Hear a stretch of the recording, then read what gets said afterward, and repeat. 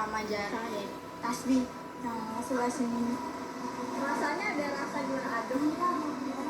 Adem, gelap. Masjid Pintu Seribu Tangerang diyakini pernah menjadi pusat penyebaran Islam di ujung barat Pulau Jawa.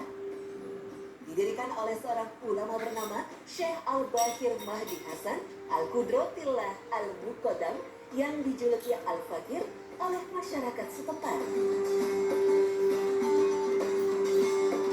Bangunan masjid nampak seperti benteng tua yang tidak terawat. Gapura besar bertuliskan Masjid Pintu Seribu seakan menyambut setiap pengunjung yang datang. Ketika masuk ke dalam masjid, ada banyak pintu dan melewati lorong-lorong gelap.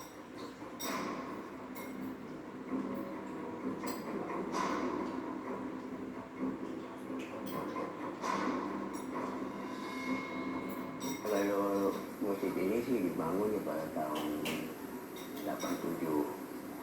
Jadi beliau mendirikan ini dari awal itu Pintu Seribunya dulu. Jadi dari Pintu Seribu sampai tahun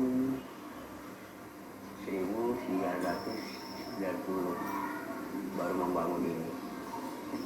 Jadi beliau itu yaitu dari keturunan, ya kalau dibilang ngomong sih kayak keturunan Arab, cuman kan beliau dari Rawa Bogor. Beliau itu ngaji di Syekh Ami Abbas, Rawa Bogor. Dan beliau dirutuskan untuk menikah ya di sini. Jadi beliau membangun masjid. Dan beliau mendapatkan gelar yaitu dipanjangkan namanya yaitu Al-Qodam. Masjid berlantai 5 ini memiliki arsitektur bangunan yang unik, terkenal dengan ruangan bawah tanahnya yang gelap khusus untuk bermuhasabah dan berzikir. Pendiri masjid yang berasal dari Rawa Bogor, Tangerang, wafat di tahun 2012 lalu. Ia dimakamkan di areal Masjid Pintu Seribu bersama keluarganya yang lain. Di waktu-waktu tertentu, banyak peziarah yang datang ke makam Syekh Al-Baqir. Mereka datang untuk berdoa dan meminum air di dalam gentong yang diyakini bisa membawa keberkahan. Lalu siapakah sebenarnya sosok Syekh Al-Baqir itu? Beliau itu dulunya ya tidak ada yang tahu sih beliau siapa dan beliau yang mana, karena beliau nggak pernah pakai pakaian seperti kayak baju koko ataupun apa ataupun jubah, dan beliau itu menunjukkan fakir. Jadi beliau itu cuma pakai kaos oblong, makanya banyak mereka nggak ada yang tahu. Tak banyak informasi mengenai siapa sebenarnya pendiri Masjid Pintu Seribu. Sosoknya teramat sederhana, namun mampu membangun masjid megah di lahan seluas 1 hektar. Kabarnya, Syekh Al-Baqir Mahdi ini juga membangun masjid di Kerawang, Madiun, dan beberapa kota lainnya di Indonesia.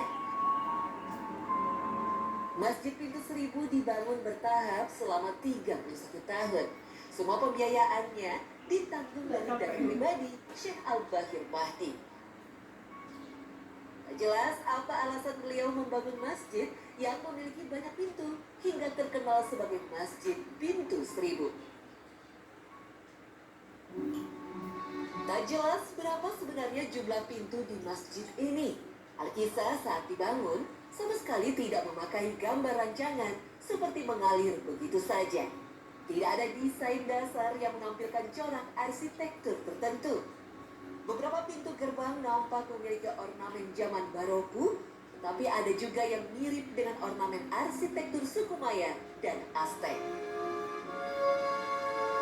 Pada bagian masjid yang dikunci rapat, ada banyak pintu yang mengarah ke banyak ruangan sempit dan lembab. Luasnya hanya 2 kali 1 meter saja.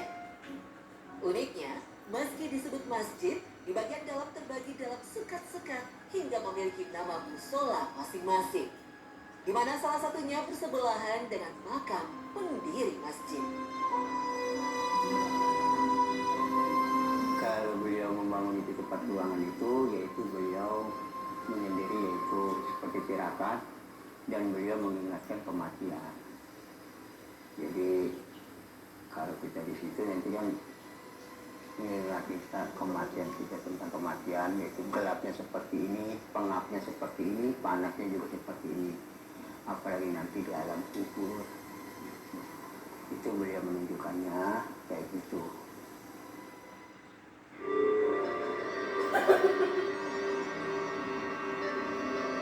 Lain sih, mungkin nggak bisa ceritakan kali itu mah. Kali itu jadi kan cuma nanti timbulnya kayak boy.